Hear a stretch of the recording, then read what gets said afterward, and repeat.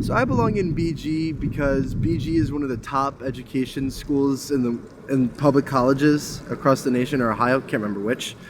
But I am trying to be a teacher to better myself and everyone that I impact. I stand out because I have a number of qualities to me that I have gotten from my experiences. I'm a student, not a number.